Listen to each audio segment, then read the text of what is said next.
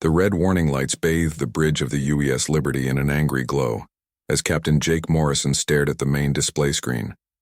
The numbers made no sense. 3 fusion reactors offline. Life support running on backup power. FTL drive. Completely dead. Everything that could go wrong had gone wrong all at the same time. "How long do we have?" Jake asked his chief engineer. Lisa Parker looked up from her tablet, sweat beading on her forehead despite the ship's cooling systems working overtime. 6 hours on emergency power, maybe 8 if we shut down non-essential systems. "But Captain, this isn't just a malfunction. Someone did this to us."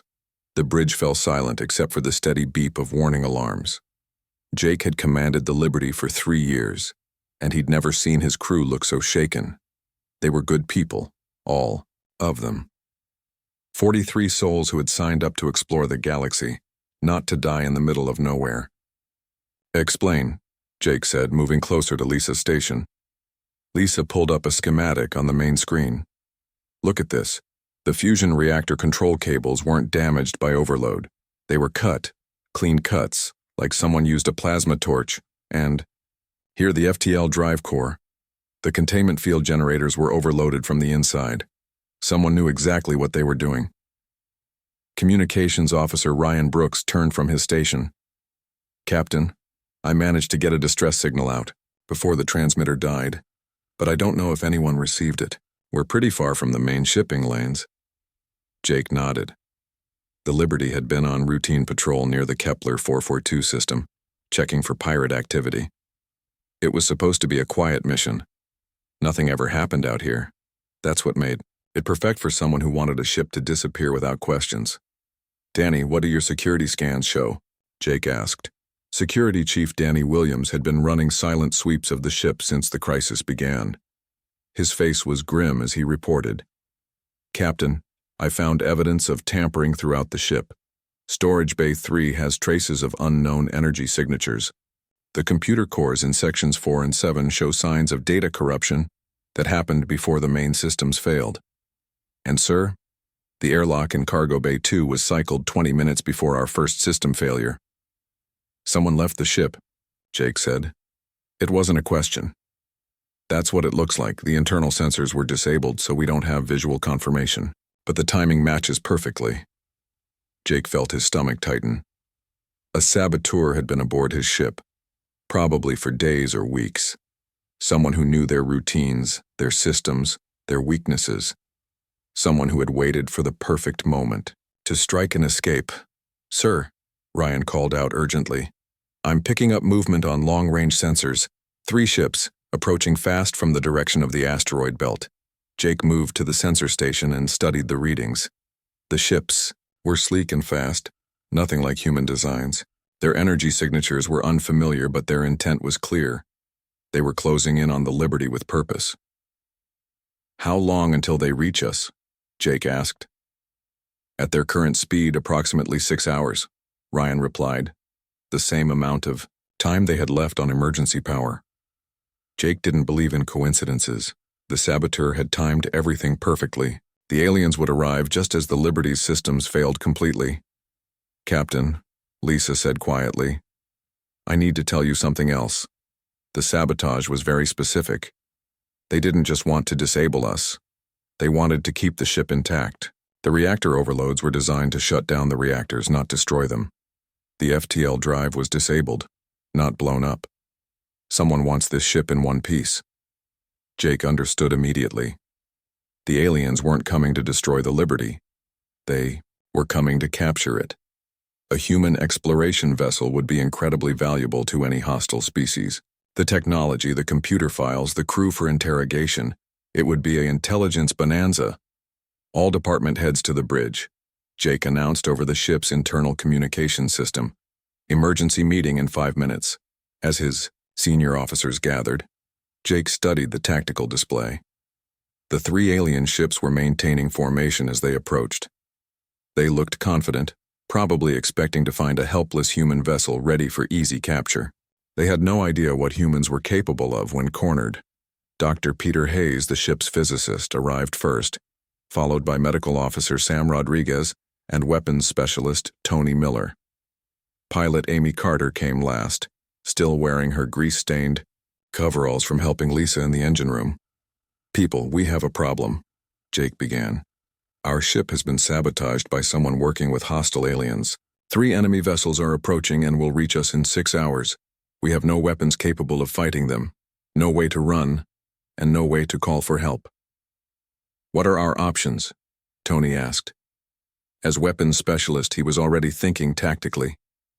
"As I see it, we have 3 choices," Jake replied. "We can surrender and hope they treat us well. We can try to hold them off with our small defensive systems and die fighting. Or we can do something they won't expect." "What do you have in mind?" Lisa asked. Jake looked around at his officers. These were good people who had trusted him to keep them safe. Now he was about to ask them to do something that would probably get them all killed. But maybe, just maybe, they could take some of the enemy with them. "We turn the Liberty into a weapon," Jake said simply. The room was quiet for a moment as everyone processed what he had said. "You mean ram them?" Amy asked. "I mean we strip everything useful from this ship, overload what's left, and ride it straight into their formation. If we're going to die anyway, let's make sure they remember us." Dr. Hayes leaned forward. "Captain, if we overload the fusion reactors in a controlled manner, we could create a significant explosion. Combined with the ship's mass at high velocity, it would be devastating to anything it hit directly. The question is whether our people would be willing to do it," Sam said quietly. "This isn't a military vessel. These are explorers and scientists, not soldiers." Jake looked at each of his officers in turn. "I won't order anyone to stay. We have escape pods. Anyone who wants to take their chances in the pods is free to go, but I'm staying with the ship. If any of you want to help me turn the Liberty into the biggest, nastiest surprise those aliens have ever seen, I'd welcome the company." One by one, his officers nodded their agreement. They were scared. Jake could see it in their eyes. But they were also angry. Someone had betrayed them, sabotaged their ship, and sold them to aliens like cargo. That was something humans didn't forgive easily. "All right then," Jake said. "Let's get to work. We have 6 hours to turn an exploration ship into a guided missile. Lisa, I need you to figure out how to overload those reactors safely. Amy, work out a ramming course. Tony, see what you can do with our defensive weapons. Everyone else, we're going to strip this ship down to the bare essentials and see what kind of damage we can do." As his officers dispersed to their tasks, Jake remained on the bridge, staring at the approaching alien ships on the tactical display. They had made one crucial mistake. They had assumed that humans would act rationally when faced with certain death. They were about to learn that humans were anything but rational when someone threatened their people. The engine room of the UES Liberty had never been so busy. Lisa Parker stood in the middle of controlled chaos as her engineering team pulled apart systems that had taken years to build.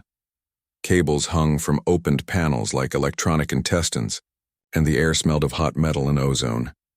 "Gary, I need you to disconnect the plasma conduits from Reactor 2, Lisa called out to her assistant engineer. "And be careful. We want to overload it, not blow ourselves up early." Gary nodded and began working on the massive conduit connections.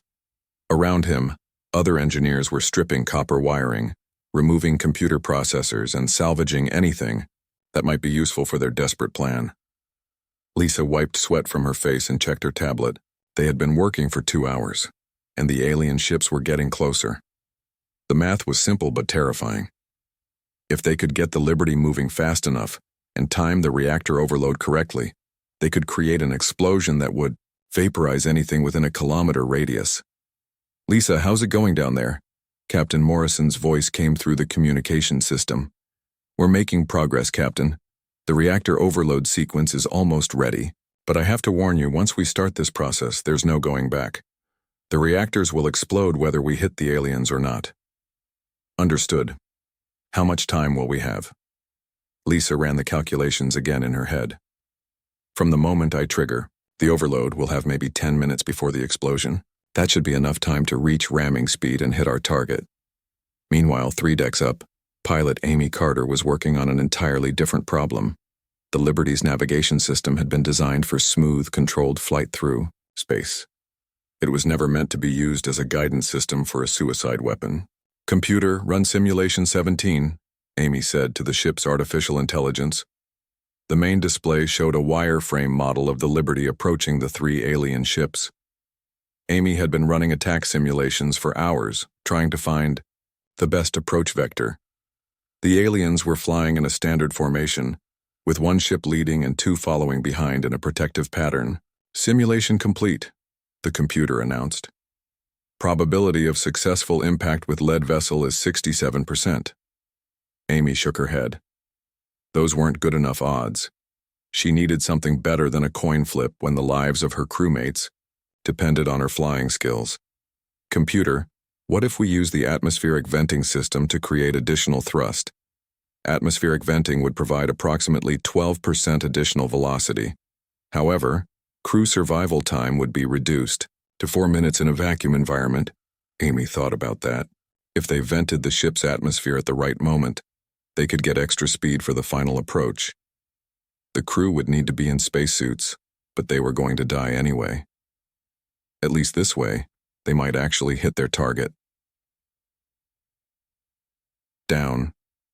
In the weapons bay, Tony Miller was having his own problems. The Liberty carried only basic defensive weapons, nothing designed to fight real warships.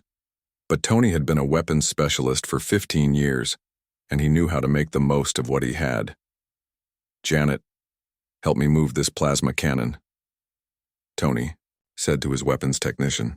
"We're going to mount it facing forward." Janet Ross looked confused. "Tony, that cannon can barely dent an asteroid. What good will it do against alien armor?" "It's not about damage," Tony explained as they manhandled the weapon into position. "It's about distraction. If we can make them think we're trying to fight, normally they might not realize what we're really doing until it's too late." Tony had a plan that was crazy enough to work. The Liberty had 6 small plasma cannons normally used for clearing debris. If he could rig them to fire in sequence, it would look like the ship was making a desperate attack run. The aliens would focus on the weapons, not on the fact that the entire ship was the real weapon. In the medical bay, Dr. Sam Rodriguez was preparing for the worst. He knew that most of the crew would not survive what they were planning, but his job was to keep as many people alive as possible for as long as possible. "Kate, I need you to help me move the medical supplies to the forward section," Sam said to computer specialist Kate Johnson, who had volunteered to help since her systems were mostly offline. "Why forward?" Kate asked as she lifted a container of emergency medical kits. "Because that's where the escape pods are," Sam explained. "If anyone survives the initial impact, they'll need medical supplies, and someone needs to tell the rest of humanity what happened here." Kate nodded and continued moving supplies. She understood what Sam wasn't saying directly. Most of them were going to die, but maybe a few could escape in the pods at the last moment and live to tell the story. Back on the bridge, Captain Morrison was coordinating the entire operation while keeping an eye on the approaching alien ships. They were now close enough for detailed scans, and what he saw made his blood run cold. "Ryan, are you getting these readings?" Jake asked his communications officer. Ryan nodded grimly. "Yes, sir. Those ships are big, Captain. Much bigger than..." They looked at long range. "The lead ship is almost twice the size of the Liberty."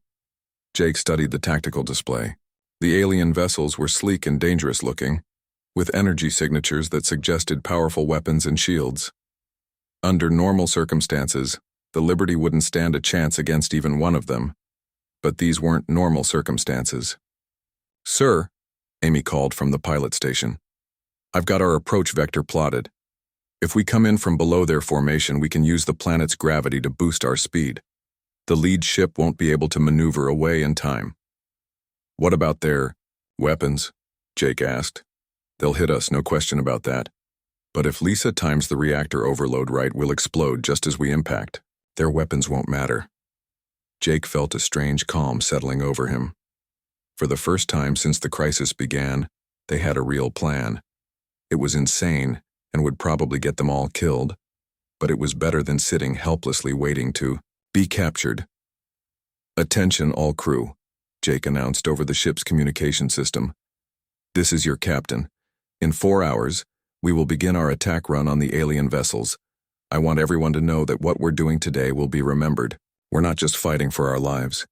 We're showing these aliens that humans don't give up even when everything seems hopeless." He paused, looking around the bridge at his officers. These people had become more than just crew members. They were family. Anyone who wants to take an escape pod is free to do so. There's no shame in wanting to survive. But for those who stay, we're going to teach these aliens something they'll never forget.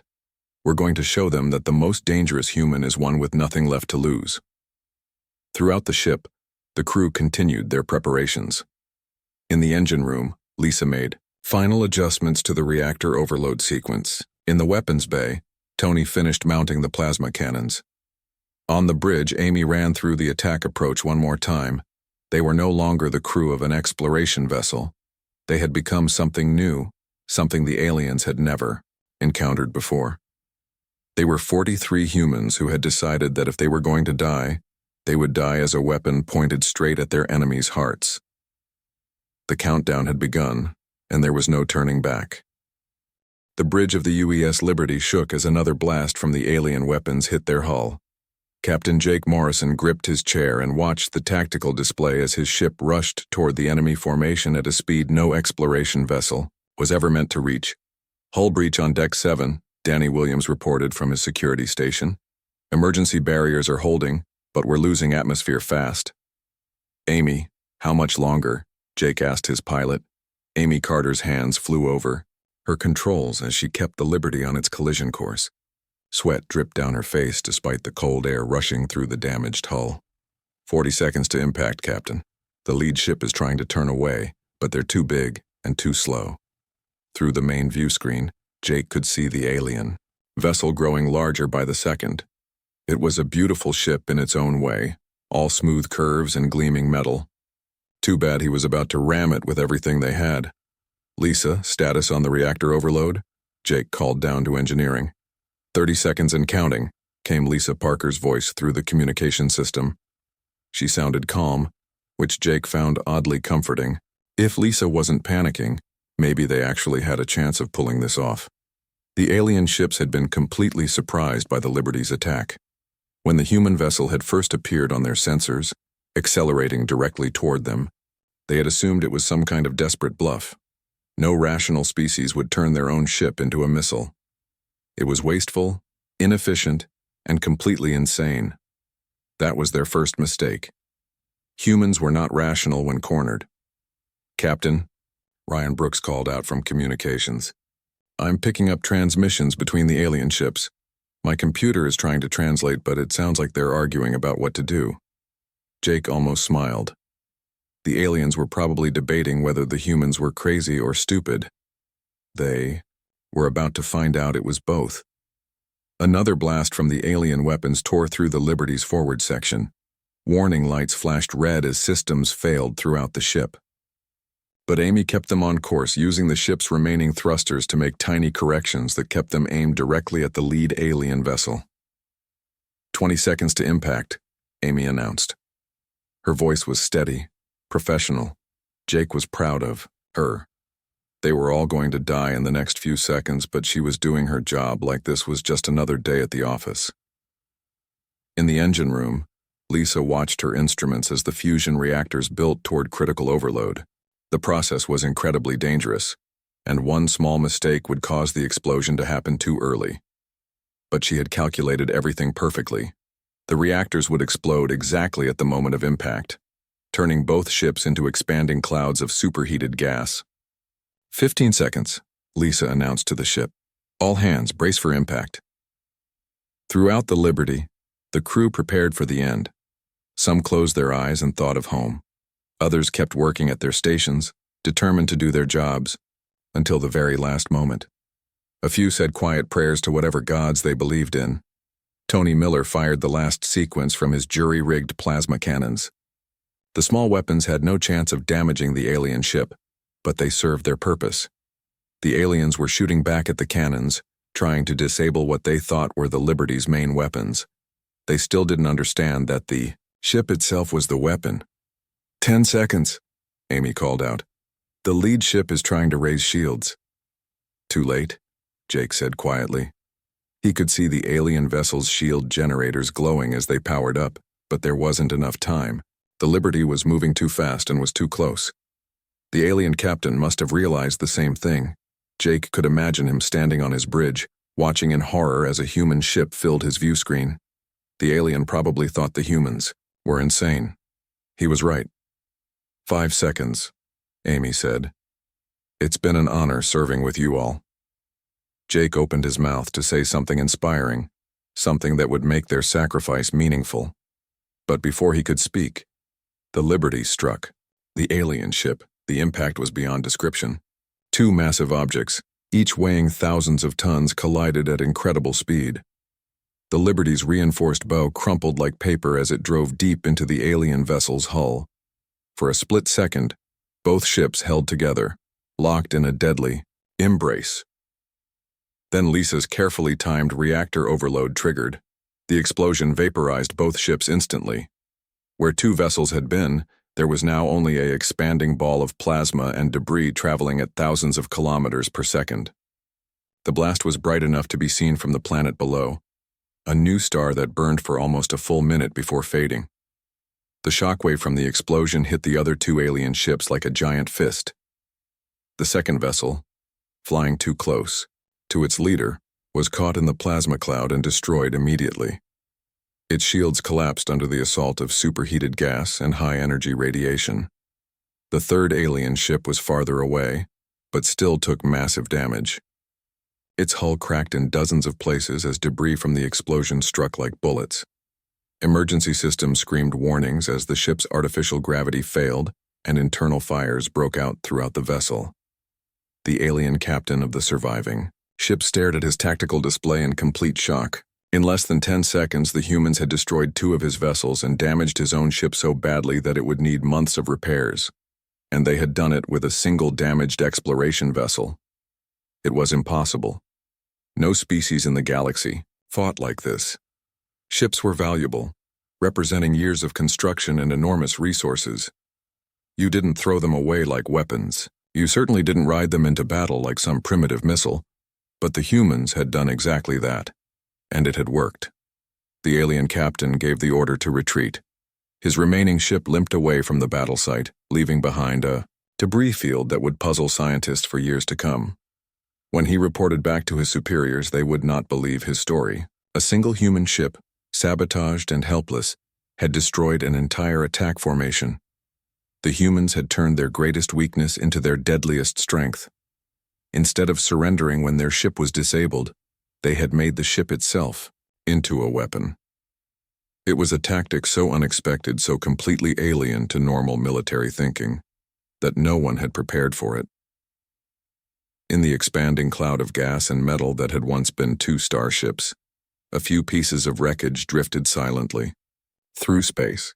Most were too small to identify, but one fragment was different. It was a piece of hull plating from the Liberty, scorched and twisted but still recognizable.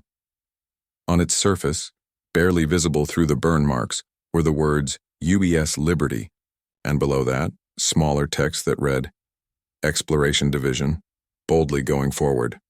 The Liberty and her crew were gone, but their message was clear. They had gone forward all right, straight into the heart of the enemy, carrying destruction and defiance in equal measure. It was a lesson the galaxy would not soon forget. 3 months after the Liberty incident, Admiral Frank Cooper stood before the Human Defense Council in the great assembly hall on Earth. The room was packed with military officers, government officials, and reporters from across human space. Everyone wanted to hear about the ship that had changed everything. Ladies and gentlemen, Admiral Cooper began, what happened in the Kepler 442 system was not just a tragic loss of life. It was the birth of a new kind of warfare. Captain Jake Morrison and his crew showed us something we had forgotten.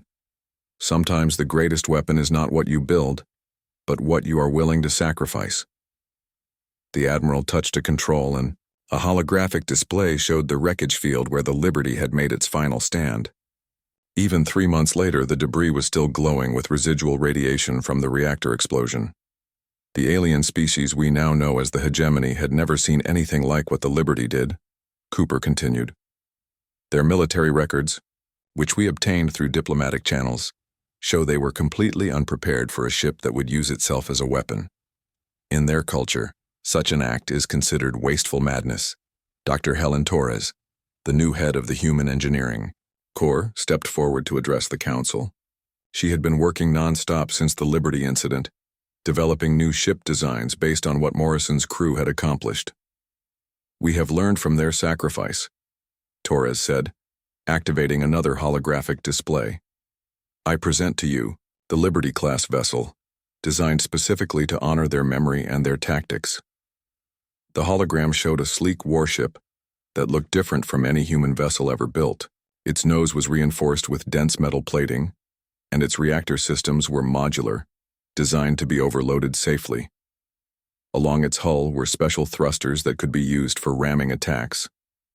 "This ship can function as a normal warship," Torres explained, "but when the situation requires it, the crew can convert it into a guided missile in less than 20 minutes. The reactors are designed to create a controlled explosion that will maximize damage to enemy vessels while giving the crew the maximum chance of escape." A reporter in the audience raised her hand. "Dr. Torres, are we really planning to build ships designed for suicide missions?" Torres shook her head. "These ships are designed to give our crews options. The Liberty's crew had no choice but to sacrifice themselves because their ship wasn't built for what they needed to do. Our new ships will have escape pods positioned to launch at the moment of impact, giving crews a chance to survive their attack." Admiral Cooper took over the presentation again.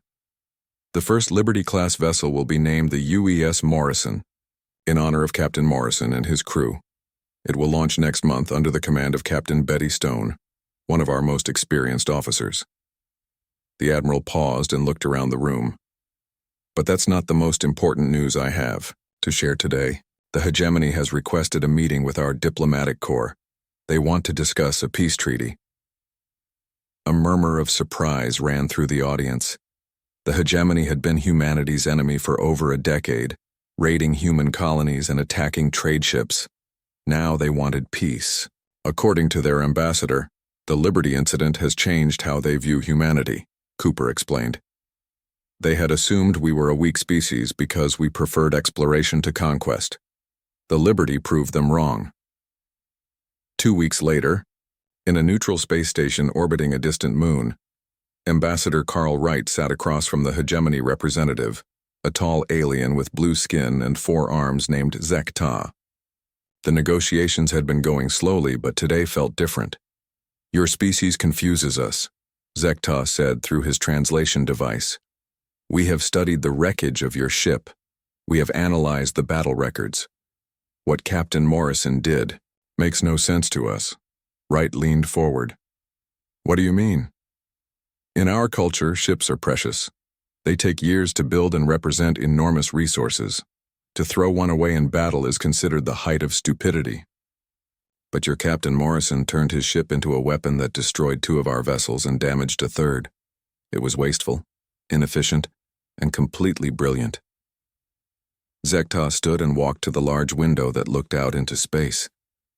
"We have fought many species across the galaxy. All of them fight logically. They retreat when outnumbered. They surrender when defeat is certain. They try to preserve their resources for future battles. But humans do not fight logically." "Is that a problem?" Wright asked. "It is terrifying," Zek-Ta replied honestly. "How do you plan against an enemy that will turn their own ships into weapons? How do you negotiate with a species that would rather die fighting than live as prisoners? We realized after the Liberty incident that we were not fighting a weak exploration species. We were fighting a race of warriors who were just pretending to be peaceful." Wright smiled. "We're not warriors, Ambassador Zek-Ta. We're explorers and scientists and engineers. But when someone threatens our people, we become something else entirely." "Yes," Zek-Ta said, turning back to face Wright. "You become the weapon. That is why we want peace. The hegemony has no desire to fight a species that considers sacrifice a valid military tactic." The peace treaty was signed 3 days later. For the first time in over a decade, human space was truly safe from alien attack. The treaty included provisions for trade, cultural exchange, and mutual defense against other hostile species. Back on Earth, the UES Morrison was preparing for its maiden voyage. Captain Betty Stone walked through the ship's corridors, inspecting the special systems that made it different from every other vessel in the human fleet. "Captain," her chief engineer said, "the ramming thrusters are installed and tested. The modular reactor system is working perfectly, and the escape pod launchers are positioned for maximum crew survival during a ramming attack." Stone nodded. She hoped she would never need to use those systems, but it was comforting to know they were there. The Morrison was more than just a warship. It was a symbol of human determination and ingenuity. In the ship's main corridor, a memorial plaque had been installed. It listed the names of all 43 crew members who had died on the Liberty. At the top, in large letters, were the words, "They showed the galaxy that the greatest weapon is the human spirit." Below that, in smaller text, was a quote from Captain Morrison's final transmission: "Sometimes the most dangerous ship is one with nothing left to lose." As the Morrison left Earth's orbit on its first mission, Captain Stone thought about the crew of the Liberty. They had been explorers just like her.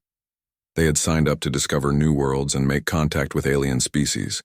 They had never expected to become weapons of war, but when the moment came, they had done what humans do best. They had improvised, adapted, and overcome impossible odds through sheer determination and creative thinking. They had taken a sabotaged ship and turned it into a legend. Their sacrifice had not only saved human lives, it had changed the entire balance of power in the galaxy. Other alien species were now more cautious about attacking human vessels. Everyone knew about the Liberty and what humans were capable of when pushed too far. The Morrison and her crew were now part of that legacy. They carried the memory of Jake Morrison and his people into the stars, ready to explore new worlds and defend humanity if necessary. And if the worst ever happened again, they had the tools and the will to follow the Liberty's example. In space, there were no monuments or gravestones, but the Liberty's crew had something better. They had become part of human military doctrine, part of the way humanity thought about warfare and sacrifice. Every ship that followed would carry their memory, forward into the unknown.